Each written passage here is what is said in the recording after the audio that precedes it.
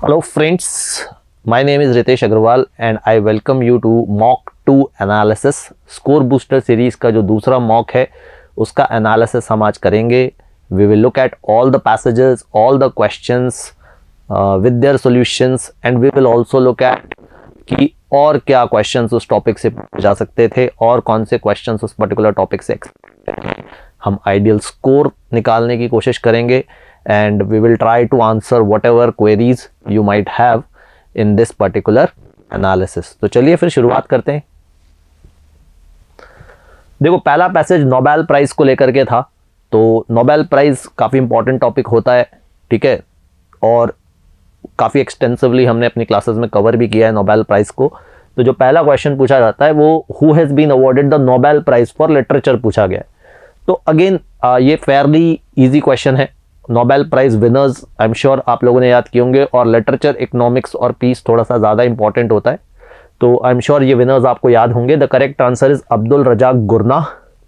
Abdul Razzaq Gurnah Tanzanian born writer हैं जो बाद में माइग्रेट कर गए थे इंग्लैंड में, और इनकी काफ़ी फेमस किताबें रही हैं. पैराडाइज, आफ्टर लाइव्स, ठीक है. बुकर प्राइज़ के लिए भी शॉर्टलिस्ट किया जा चुका है इन्हें और नोबेल प्राइज़ इनको मिला, ठीक है. तो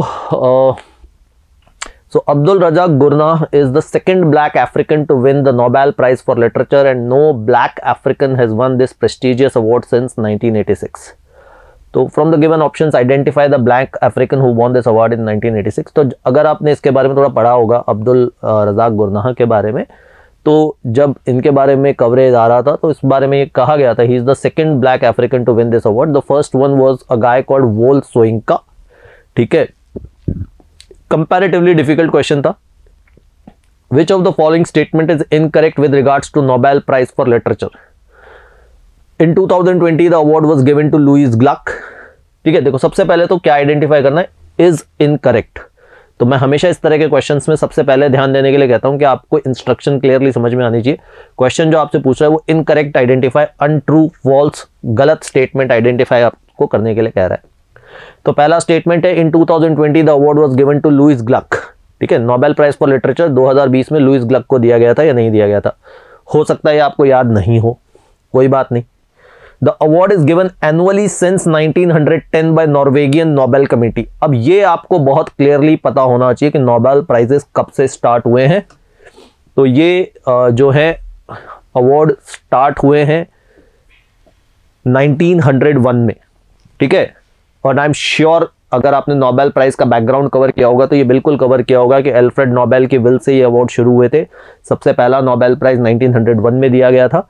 तो ये जो आंसर है 1910 यहां पर गलत हो जाता है और आपसे इनकरेक्ट स्टेटमेंट आइडेंटिफाई करने के लिए कहा गया था. तो बी ऑटोमेटिकली आपका आंसर हो जाता है. तो अगर ए आपको नहीं भी पता है, सी आपको नहीं पता है कि Rudyard Kipling youngest Nobel prize laureate थे लिटरेचर में, अगर आपको ए और सी नहीं भी पता है तो बी आप बड़े आसानी से मार्क कर सकते हो. तो दो ये क्वेश्चन एट द आउटसेट काफी डिफिकल्ट लगता है बट फेयरली आसान क्वेश्चन है. Rabindranath Tagore is the first and only Indian to have won the Nobel Prize in Literature. Which year was he awarded the prize? तो ये I'm sure Rabindranath Tagore के बारे में आपको पता है. First Indian to win a Nobel prize in literature. Award उनको 1913 में मिला था, ठीक है. Rabindranath Tagore was awarded the Nobel Prize in Literature for which work? तो अगेन रविंद्रनाथ टैगोर का बहुत फेमस वर्क है गीतांजलि. तो मेरी नज़र में 5 में से 4 क्वेश्चंस डेफिनेटली डुएबल थे. 3 तो 100% इजी क्वेश्चंस थे. रविंद्रनाथ टैगोर का क्वेश्चन, गीतांजलि के बारे में क्वेश्चन, इस साल के Nobel prize for literature winner का क्वेश्चन तो डेफिनेटली डुएबल थे. और थोड़ा सा नोबेल प्राइज का बैकग्राउंड आपको पता है तो 1901 वाला क्वेश्चन भी आप कर सकते थे. हाँ, may be second black African author या पहले first black African author for literature वाला जो क्वेश्चन है वो कंपैरेटिवली थोड़ा सा डिफिकल्ट था. देखो जब भी नोबेल प्राइजेस के बारे में बात होती है तो आपको ना इसको 3 पार्ट्स में डिवाइड कर लेना चाहिए. पहला होता है नोबेल का बैकग्राउंड कि अच्छा किसके नाम पे दिया गया, अल्फ्रेड नोबेल के नाम पे, किन कैटेगरीज में दिया जाता है, physics, chemistry, medicine, literature, economics, peace. 6 categories में दिया जाता है। कहाँ दिए जाते हैं अवार्ड्स? स्टॉकहोम स्वीडन में दिए जाते हैं साहब, लेकिन नोबेल पीस प्राइज़ जो है वो ऑस्लो में दिया जाता है। कब स्टार्ट हुए? ये 1901 में बाकी सारे अवार्ड शुरू हो गए थे। नोबेल जो इकोनॉमिक्स है वो 1968-69 के आसपास शुरू किया गया था बैंक ऑफ स्वीडन के दौरान, ठीक है। बेसिकली जो नोबेल प्राइज़ का बैकग्राउंड आपको पता होना चाहिए, पहला पार्ट। दूसरा पार्ट, इस साल के विनर्स कौन है भाई साहब? फिजिक्स में किसने जीता, केमिस्ट्री में किसने जीता, इकोनॉमिक्स में किसने जीता, लिटरेचर में किसने जीता, पीस में किसने जीता। जनरली लिटरेचर, इकोनॉमिक्स, पीस थोड़ा सा ज़्यादा इंपॉर्टेंट रहता है, बट इस साल फिजिक्स वाला भी इंपॉर्टेंट है क्योंकि क्लाइमेट चेंज के मामले में नोबेल दिया गया है, तो फिजिक्स वाला भी देखना पड़ेगा, ठीक है। तीसरा पार्ट ये होता है कि इंडिया से कौन लोगों ने नोबेल जीता है, तो जितने भी इंडिया के नोबेल प्राइज विनर्स है, ये मैंने कंबाइंड नोट आप लोगों को नोबेल प्राइज का दिया हुआ है, आप अगर उससे रेफर करेंगे ज़्यादातर आंसर्स आपको मिल भी जाएंगे, ज़्यादातर फैक्ट्स मिल जाएंगे आपको, ठीक है। तो इंडिया से जो विनर्स हैं नोबेल प्राइज के, उनके बारे में हमें पता होना चाहिए, चाहे वो पुराने विनर्स हो, रविंद्रनाथ टैगोर एक्सेट्रा, या फिर नए विनर्स हो, कैलाश सत्यार्थी एंड ऑल, तो आपको थोड़ा सा उसके बारे में नॉलेज होनी चाहिए। अच्छा, नेक्स्ट जो पैसेज था, it's about vernacular innovation programme. Vernacular innovation programme के बारे में क्वेश्चन है, और क्योंकि ये लैंग्वेजेस से जुड़ा हुआ है तो काफ़ी सारे क्वेश्चंस इसमें लैंग्वेजेस पे पूछे गए हैं। जैसे as of today the constitution of India recognises the number of official languages of Indian union. कितनी लैंग्वेजेस को रिकॉग्नाइज किया जाता है? तो 22 लैंग्वेजेस को रिकॉग्नाइज किया जाता है, और ये कौन से शेड्यूल में रिकॉग्नाइज किया जाता है, ये भी एक क्वेश्चन इसमें पूछा भी गया है। और ऑटोमेटिकली आपके माइंड में आना चाहिए कि जो ऑफिशियल लैंग्वेजेस है वो कौन से कॉन्स्टिट्यूशन के शेड्यूल में पूछी गई है। तो ये आगे क्वेश्चन है, 8th शेड्यूल उसका करेक्ट आंसर है। 8th शेड्यूल में ये लैंग्वेजेस लिस्टेड है। फिर अटल इनोवेशन मिशन के बारे में पूछा गया है, तो अटल इनोवेशन मिशन के डायरेक्टर का नाम पूछा गया है। देखो, अटल इनोवेशन मिशन के तहत बहुत सारे प्रोग्राम्स हैं। अटल इनोवेशन मिशन में अटल मेंटरशिप प्रोग्राम है, अटल टिंकरिंग लैब्स है, अटल इंक्यूबेशन लैब्स हैं, अटल न्यू इंडिया चैलेंज प्रोग्राम है, अटल कम्युनिटी वाला एक प्रोग्राम है, ठीक है। तो ये सारे प्रोग्राम्स के बारे में थोड़ी सी जानकारी आपको होनी चाहिए। And who is the director? चिंतन वैष्णव साहब इसके डायरेक्टर हैं। अब ये बड़ा सा क्वेश्चन है, which of the following statements is incorrect with regard to vernacular innovation programme. Again सबसे पहले इंस्ट्रक्शन नोट डाउन करेंगे, इनकरेक्ट स्टेटमेंट आइडेंटिफाई करने के लिए किया गया है। तो vernacular innovation programme is an initiative to lower the language barrier in the field of innovation and entrepreneurship. बिल्कुल ठीक है। It will create equal opportunity for vernacular innovators who represent the staggering 90% of Indian population, and as per 2011 census only 10.4% of Indians speak English, most as their second, third or fourth language. ये भी ठीक है। Only 0.02% of Indians speak English as their first language, and by providing access to learning in one's language and culture, AIM looks forward to enriching the local, regional, national and global innovation pipelines. ये भी ठीक है। तो जब तीनों statements ठीक है तो इनकरेक्ट कौन सा है? कोई भी नहीं है। None of the above is the correct answer. ये मैं बता चुका हूँ आपको कौन से शेड्यूल में ऑफिशियल लैंग्वेजेस लिस्टेड है। 8th शेड्यूल में इंडिया की लैंग्वेजेस लिस्टेड है, वो जो 22 लैंग्वेजेस के बारे में हमने बात की। Currently there are 6 languages that enjoy the status of being a classical language. तो कौन सी 6 लैंग्वेजेस है? देखो, 6 लैंग्वेज याद करना थोड़ा आसान है। 4 तो साउथ अपने जो दक्षिण भारत की जो लैंग्वेजेस हैं वो हैं, ठीक है। कौन सी बोली जाती है? तमिलनाडु में कौन सी बोली जाती है? तमिल। कर्नाटका में कौन सी बोली जाती है? कन्नड़ा। केरला में कौन सी बोली जाती है? मलयालम। आंध्र प्रदेश में कौन सी बोली जाती है? तेलुगु। ओडिशा में कौन सी बोली जाती है? ओरिया। और छठी है संस्कृत। तो इसमें तमिल, संस्कृत और कन्नड़ा 6 क्लासिकल लैंग्वेजेस मेंशन है। जो लैंग्वेज क्लासिकल नहीं है वो है पंजाबी, ठीक है। पंजाबी को क्लासिकल लैंग्वेज का दर्जा हासिल नहीं है। तो 6 लैंग्वेजेस जो क्लासिकल लैंग्वेजेस में आती है उसमें पंजाबी का हिस्सा नहीं है। Punjabi is the correct answer.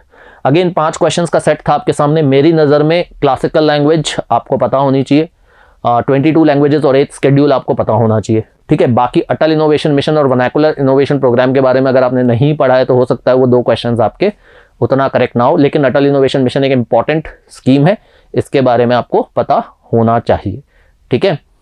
तो यहाँ पर हम 2 पैसेजेस देखते हैं। मेरे हिसाब से दोनों पैसेज में मिला करके आपके डेफिनेटली 7-8 क्वेश्चंस ठीक होने चाहिए, 7 to 8 क्वेश्चंस आपके ठीक होने चाहिए। और ये सेट पद्मा अवार्ड्स पर है, ठीक है। जो हमारे देश में अवार्ड्स दिए जाते हैं उसके ऊपर है। पद्मा अवार्ड्स अभी रिसेंटली अनाउंस किए गए, लगभग 119 अवार्ड्स टोटल प्रेसिडेंट ने दिए। इनमें 7 पद्म विभूषण थे, ठीक है।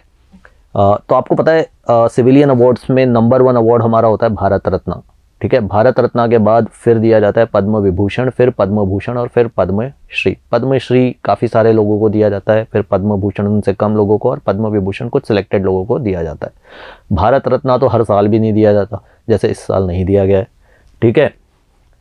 तो पद्मा अवार्ड्स अभी रिपब्लिक डे सेलिब्रेशंस में अनाउंस हुए। पद्मा अवार्ड्स कब एस्टैब्लिश हुए थे? तो 1954 में पद्मा अवार्ड्स एस्टैब्लिश हुए थे। Correct answer will be option सी।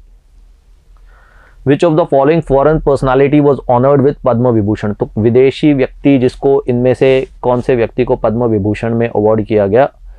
तो व्लादिमीर पुतिन रशिया के प्रेसिडेंट हैं, महिंडा राजपाक्सा श्रीलंका से हैं, आंग सान स्यू की म्यांमार में ओस्टेड लीडर हैं और शिंजो आबे जापान के एक्स प्राइम मिनिस्टर हैं। The correct answer is Shinzo Abe, ठीक है। शिंजो आबे को इस यहाँ पर सम्मानित किया गया। जो 7 लोग पद्म विभूषण में थे, काफ़ी उसमें प्रोमिनेंट नाम थे, एसपी बालसुब्रमण्यम सिंगर थे हमारे, और भी बहुत सारे प्रोमिनेंट नाम थे, बट जो फॉरेन पर्सनालिटी थे वो थे Shinzo Abe. So the correct answer is option D. Which of the following statement is incorrect with with regards to Bharat Ratna? तो भारत रत्न क्या highest civilian award of the country है? बिल्कुल है। It is awarded in recognition of exceptional service of the highest order in any field of human endeavour, ये भी ठीक है। It is treated on a different footing from Padma award, यहाँ तक तो ठीक है। The recommendations for Bharat Ratna are made by home minister, यहाँ गलत हो गया। ये रिकमेंडेशन जो है वो प्राइम मिनिस्टर करता है, तो यहाँ पर होम मिनिस्टर रिकमेंड नहीं करता भारत रत्न को, प्राइम मिनिस्टर रिकमेंड करता है। ऑप्शन बी जो है वो गलत है। और यहाँ पर क्या आइडेंटिफाई करना था? Is incorrect. तो सबसे पहले तो ये स्टेटमेंट इनकरेक्ट है। Number of Bharat Ratna award is restricted to a maximum of 3 in a particular year. Government has conferred Bharat Ratna on 45% date, ये ठीक है। तो जो करेक्ट इनकरेक्ट आंसर है वो है option B. Which of the following is given as highest peace time military award? देखो अब गैलेंट्री अवार्ड्स हमारे देश में वैसे तो बहुत सारे मिलते हैं, बट प्रोमिनेंटली अगर हम देखा जाए तो उसको 2 कैटेगरीज में डिवाइड किया जाता है, वॉर टाइम और पीस टाइम। युद्ध के समय में जो सबसे बहादुरी दिखाने पर जो सबसे बड़ा अवार्ड मिलता है वो है परमवीर चक्र, फिर महावीर चक्र, फिर वीर चक्र। इनमें भी अभी कुछ गैलेंट्री अवार्ड्स अनाउंस किए गए थे, आप लोगों ने पढ़ा होगा। B Santosh Babu Mahavir award for Galwan valley clash, और अभिनंदन वर्तमान को वीर चक्र वगैरह दिया गया, ठीक है। फिर पीस टाइम अगर गैलेंट्री अवार्ड्स देखा जाए तो उसमें फिर अशोक चक्र, शौर्य चक्र और कीर्ति चक्र मिलते हैं। अशोक चक्र इनमें सबसे बड़ा पीस टाइम गैलेंट्री अवार्ड माना जाता है। तो इन सारे ऑप्शंस में जो करेक्ट आंसर है वो है अशोक चक्र। Who among the following was not one of the first recipients of prestigious Bharat Ratna award? तो सबसे पहले जब भारत रत्न अवार्ड दिया गया था 1954 में, उस समय इन चारों में से किसे नहीं मिला था? तो सर्वपल्ली राधाकृष्णन साहब को मिला था, सीवी रमन साहब को मिला था, चक्रवर्ती राजगोपालाचारी साहब को मिला था, अब्दुल गफार साहब को नहीं मिला था। तो जो व्यक्ति जिन्हें नहीं मिला था was not one of the recipients was Abdul Ghaffar Khan. Comparatively अभी तक के तीनों पैसेजेस में ये थोड़ा सा डिफिकल्ट था, क्योंकि अवार्ड्स को हम थोड़ा सा वन लाइनर्स के पर्सपेक्टिव से देखते हैं, बट फिर भी क्योंकि जो हमारे बड़े अवार्ड्स हैं, भारत रत्न हैं, पद्मा अवार्ड्स हैं, ये थोड़े से इंपॉर्टेंट होते हैं। पद्मा अवार्ड्स के बारे में हमने बात भी की है। एटलीस्ट मैं ये मान के चलता हूँ कि 2 से 3 क्वेश्चंस डेफिनेटली किए जा सकते थे। अशोक चक्र बिल्कुल आपको पता होना चाहिए था। शिंजो आबे के बारे में डेफिनेटली आप लोगों ने देखा होगा, और थोड़ा सा अगर आप डिटेल में देखते हैं तो ये भी आपको पता होगा कि prime minister Bharat Ratna recommend करता है। तो मैं ये मान के चलता हूँ कि 3 क्वेश्चंस डेफिनेटली इसमें डुएबल थे।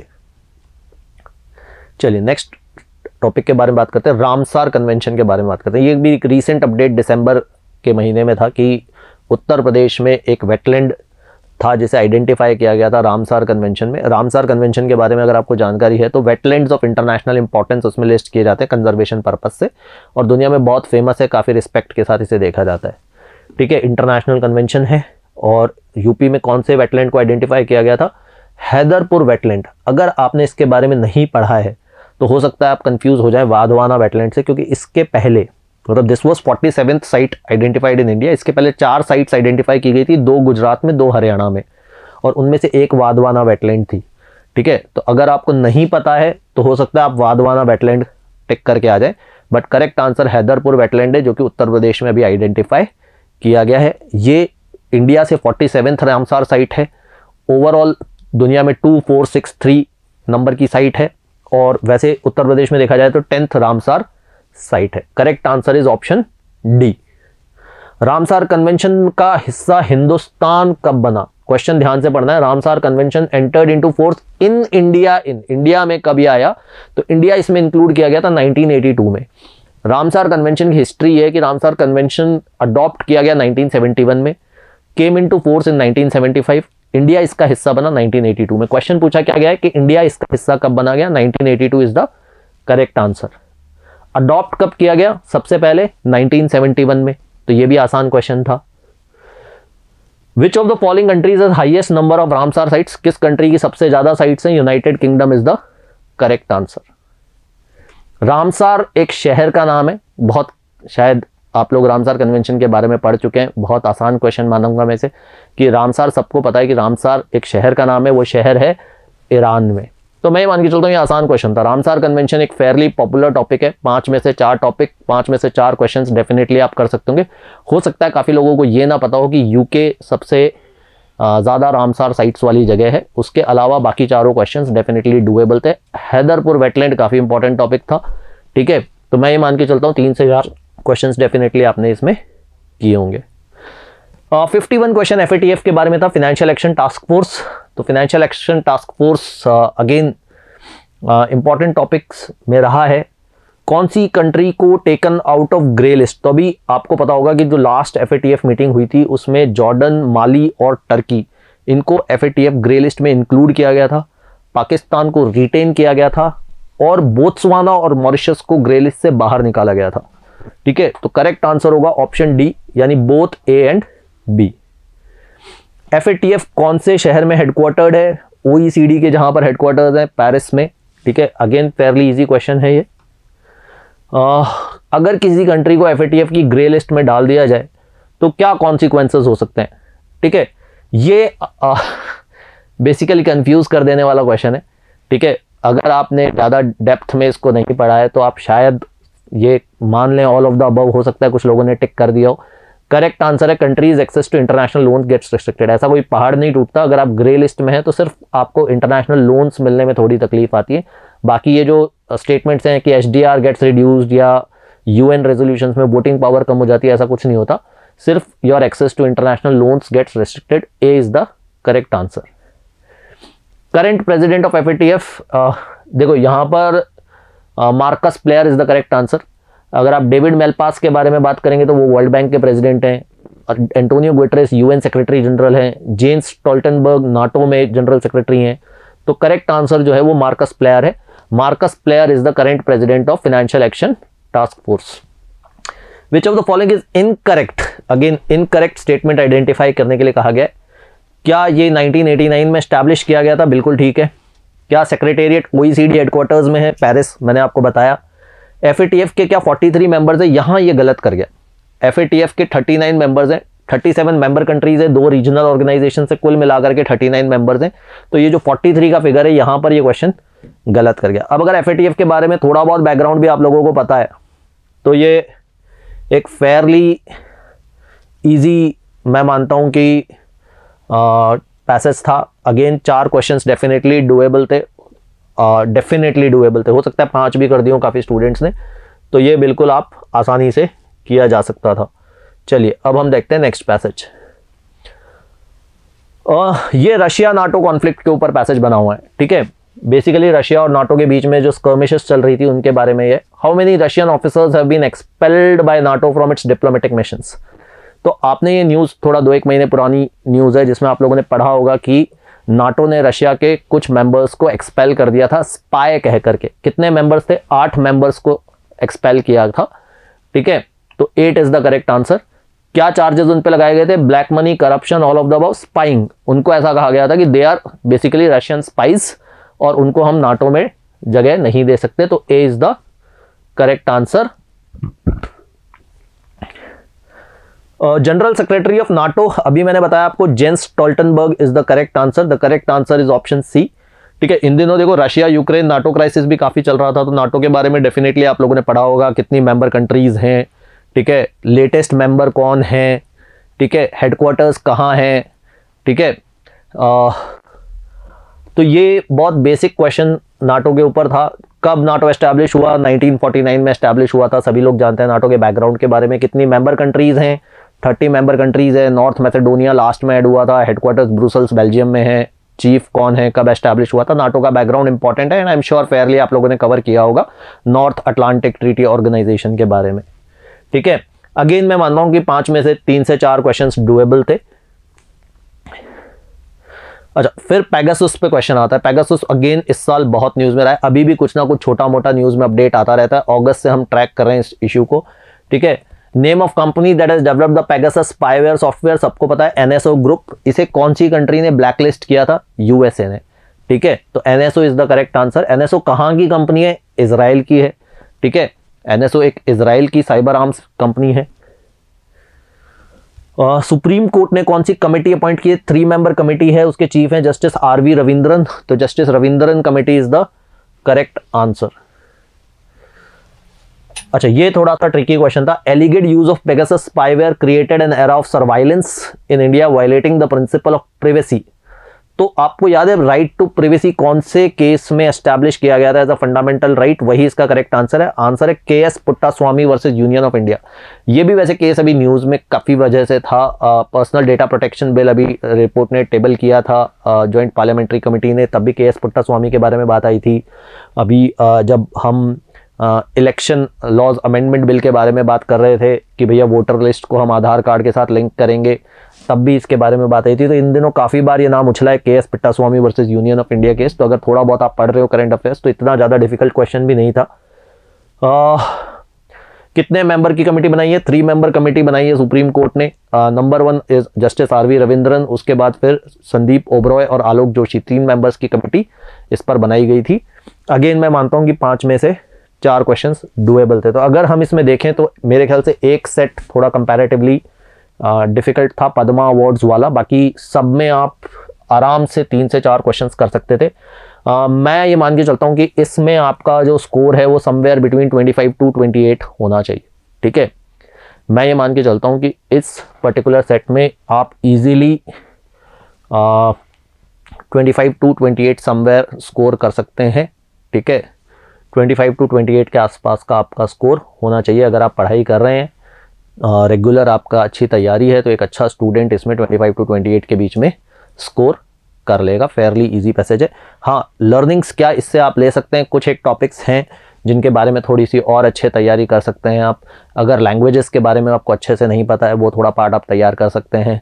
अगर आपको अवार्ड्स, भारत रत्न, पद्मा अवार्ड्स के बारे में थोड़ी जानकारी नहीं है तो आप कर सकते हैं। देखो, इंटरनेशनल बॉडीज़ मैंने पहले भी कहा था कि not just Indian bodies but international bodies, चाहे वो नाटो हो, चाहे वो बेसिकली आपके EU हो, चाहे वो और रीजनल पैक्ट्स के बारे में हम बात करें, अगर हम इम्पोर्टेंट आसियान के बारे में बात करें, ये सारी चीज़ों के बारे में आपको थोड़ी बहुत बैकग्राउंड इन्फॉर्मेशन पता होनी चाहिए। कब फॉर्म हुए, कहाँ हेडक्वार्टर्स हैं, कौन चीफ हैं, ठीक है, इन सब के बारे में थोड़ी सी इन्फॉर्मेशन होनी चाहिए। बाकी सब फेयरली, जैसा मैंने कहा, पेगासस काफ़ी न्यूज़ में रहा था, FATF न्यूज़ में था, Russia NATO conflict, Russia Ukraine conflict news में था।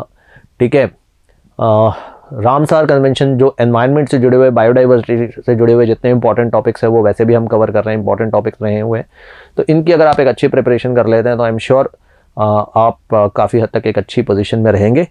तो आई होप दिस एनालिसिस से कुछ मदद आपको मिली है, और फिर हम मॉक 3 के एनालिसिस के साथ फिर मिलेंगे। Till then take care, goodbye and keep reading.